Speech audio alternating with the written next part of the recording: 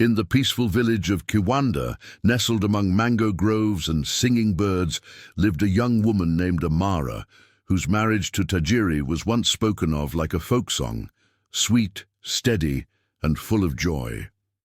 They had only been married 6 moons, yet their union already radiated the kind of harmony elders prayed for their children to find.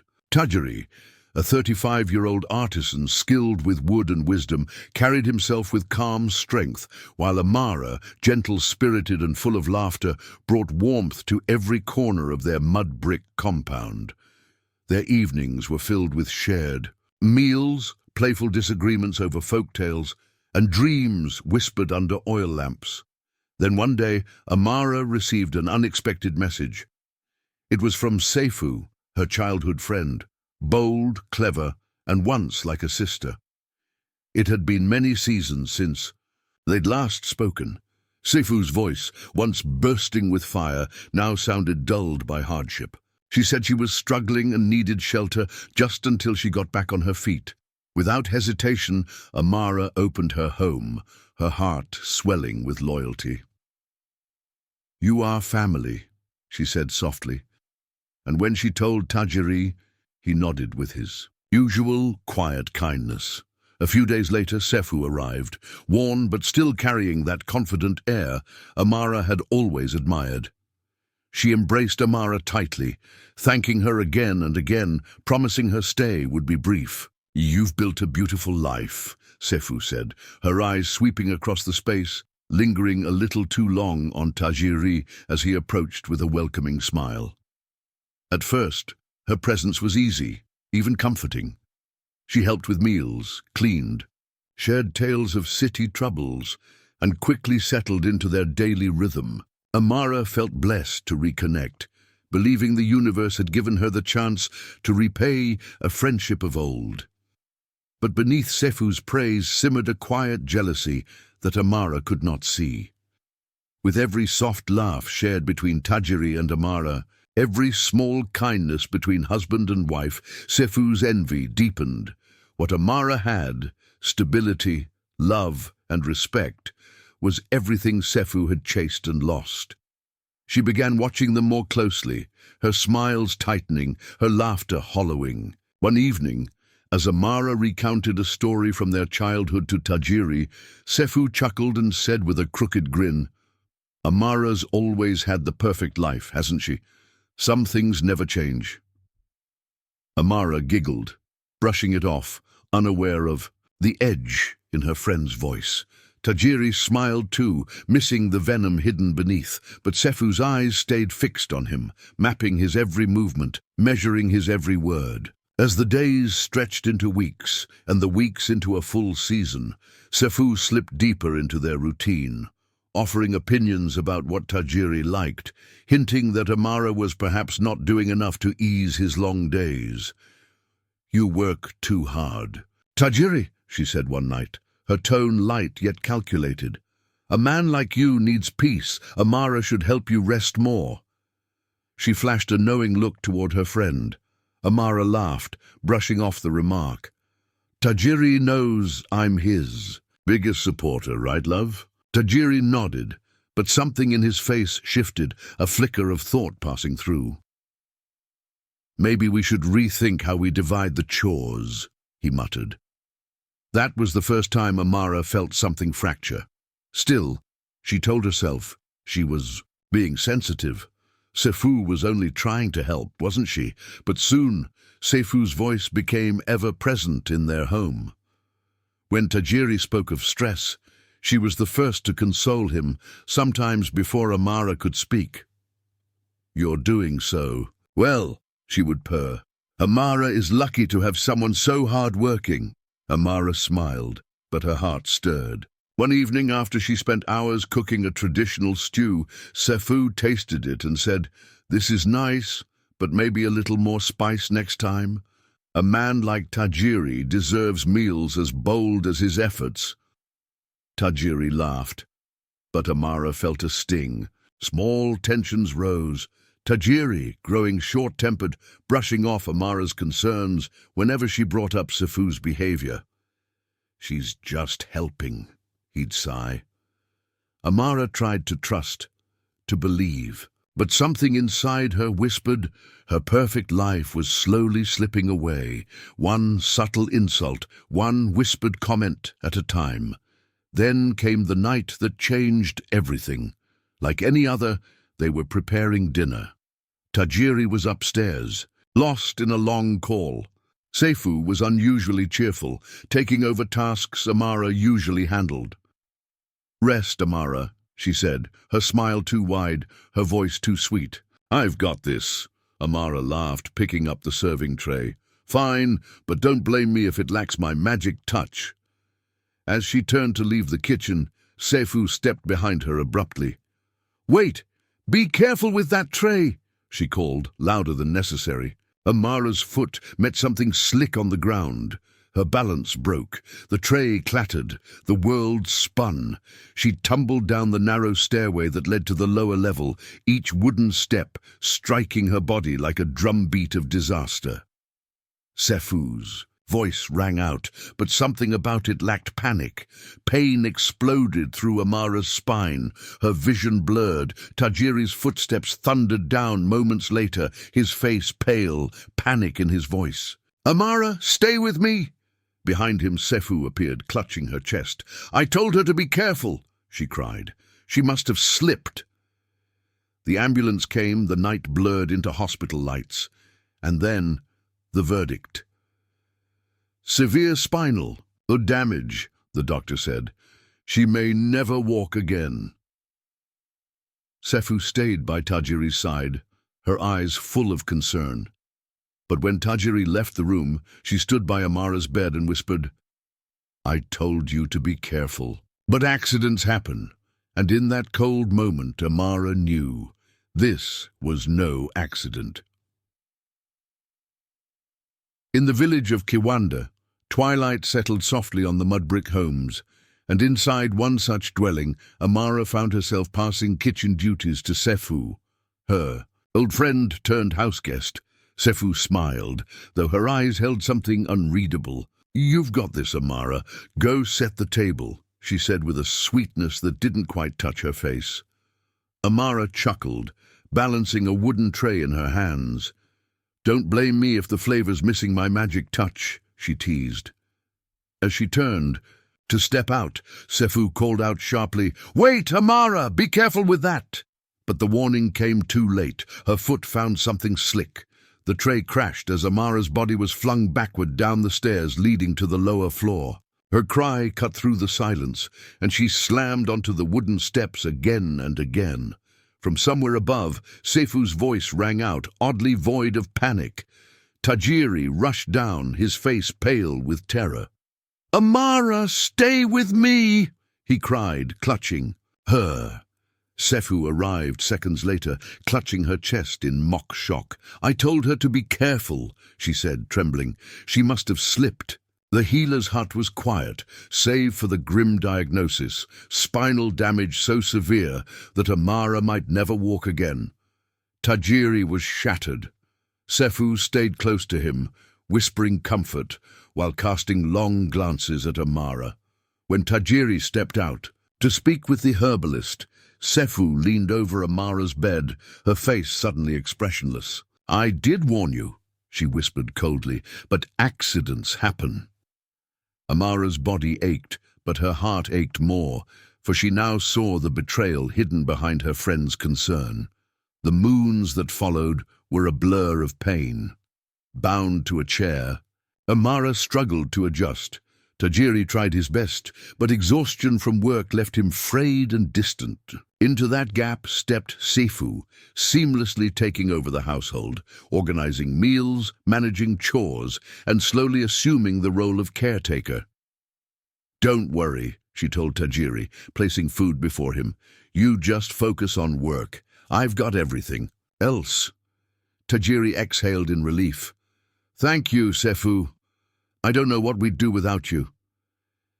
Amara sat in silence, her eyes downcast, the weight of being a burden heavy on her chest. Any time she tried to help, Seifu stopped her. "You need rest. Amara," she'd coo, her voice soaked in false kindness. Let me do it all. What had begun as help soon became control. Tajiri began turning to Sefu for support. At night, Amara heard them murmuring in the hall. "She's not the same anymore," Tajiri confessed one night. "She's struggling." Sefu's voice slithered through the walls. "You have needs, Tajiri. It's all right to feel this way." Amara's tears came quietly that night.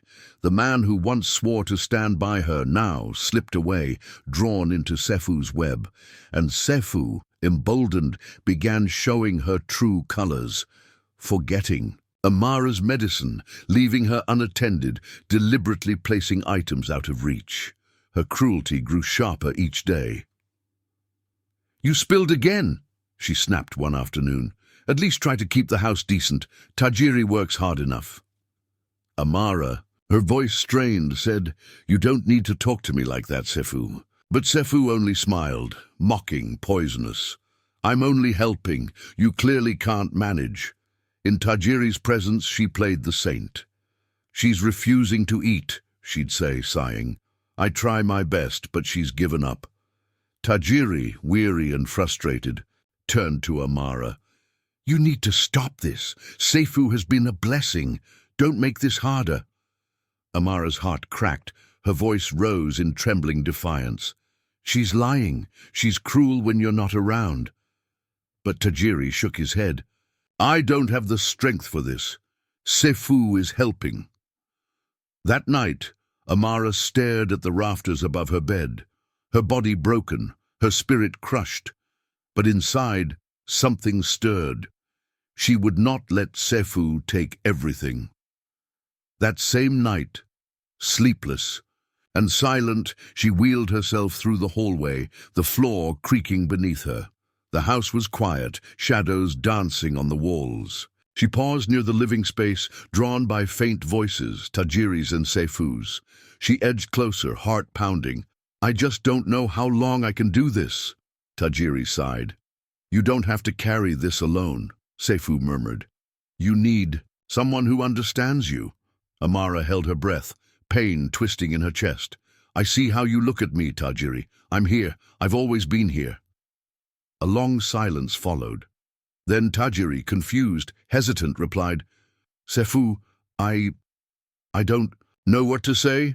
And that was all Amara needed to hear. The betrayal was no longer hidden. It had a voice, and it was real. Shaking, she retreated to her room, every inch of her body screaming, but her resolve sharpening. This was no longer about pain. It was a war for her life, her home, and the love she once called hers.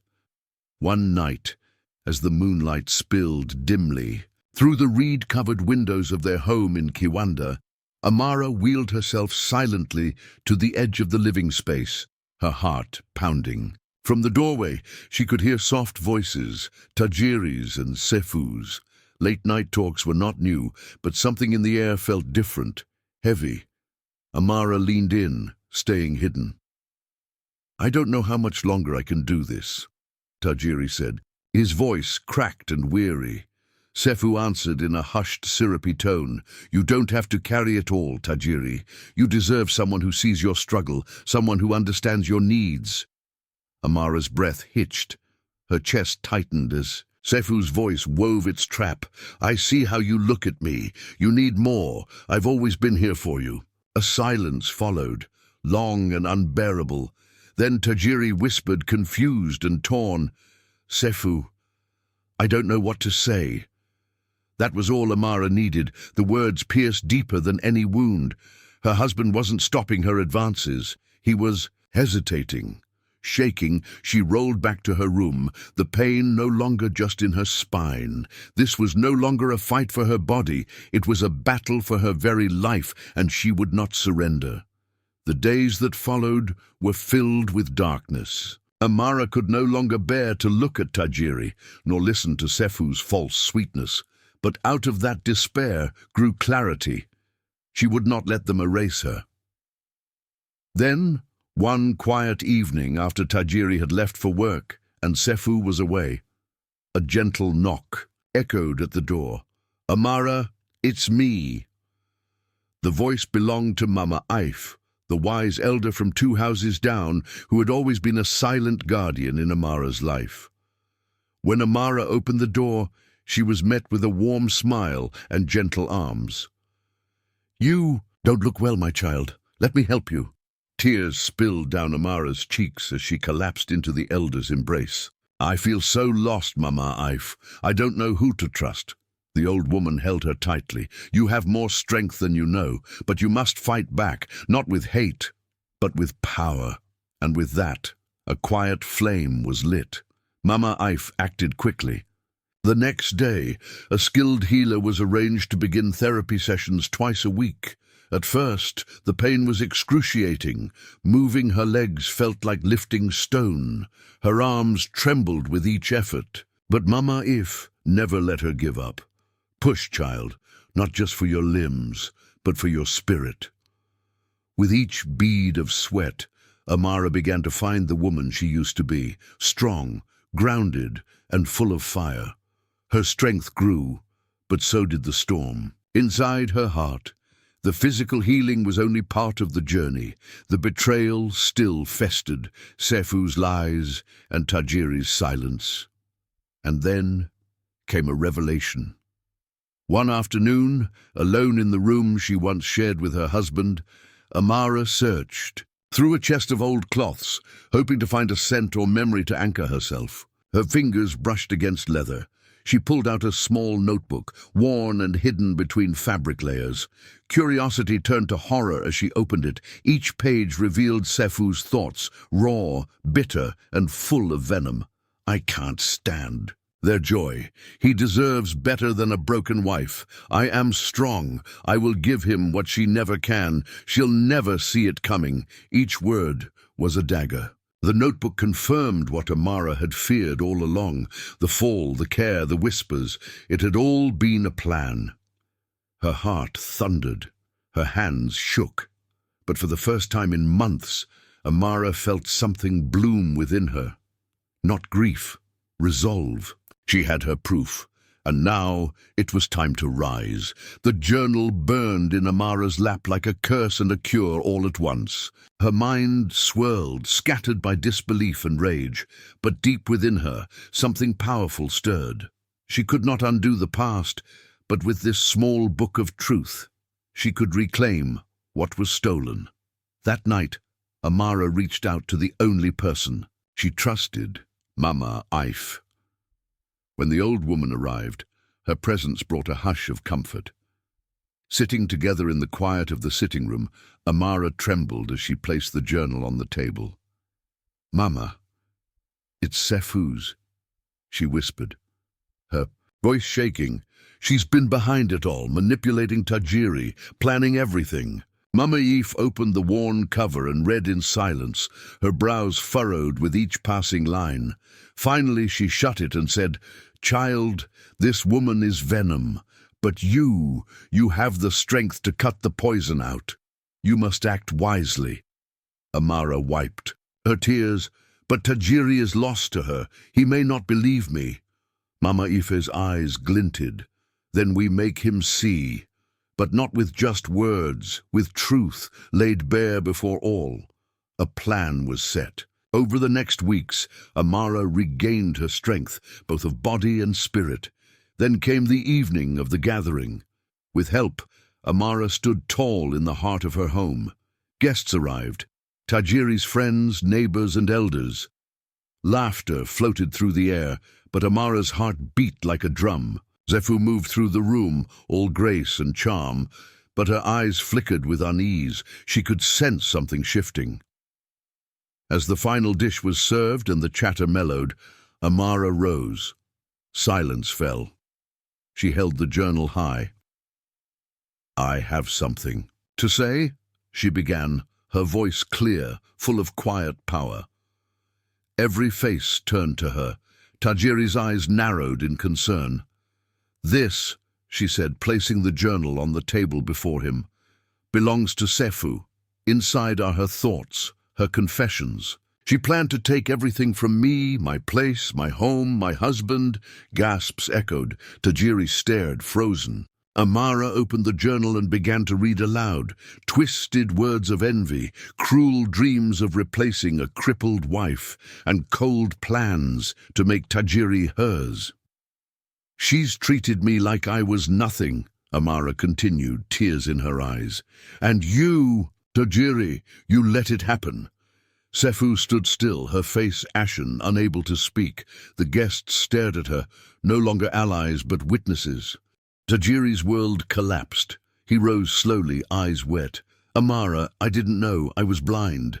I didn't see what she was doing to you. Please forgive me." He reached out, but Amara stepped back. "You didn't see it because you didn't want. And two, you let her speak for us, decide for us. You let her become the voice in our marriage." Tajiri dropped to his knees. "I've failed you. I'll spend the rest of my life trying to earn your trust again." But Amara's heart was split. Her love remained, but so did the wound. Sefu, now exposed, clenched her fists in fury. She opened her mouth, but no one wanted to hear her. The community that had once embraced her now turned away. Her lies had rotted in her own hands, and she was left with nothing. Amara had done the unthinkable. She had broken her silence and reclaimed her truth. The night ended not with applause, but with a heavy hush of justice finally served. Even after the truth had been laid bare before friends and kin, the question still lingered in the depths of Amara's heart. Could she ever truly trust Tajiri again? As her body healed, her eyes watched Sefu with growing awareness. The once bold woman who had infiltrated their lives so cunningly now appeared shaken, her charm fading. Sefu kept her distance from Amara, but clung tightly to Tajiri, her desperation showing through every lingering glance and forced smile. One quiet evening, Amara decided it was time to end this chapter. She summoned Tajiri and Sefu to the living room, her voice calm but ironclad. "We need to talk, Sefu.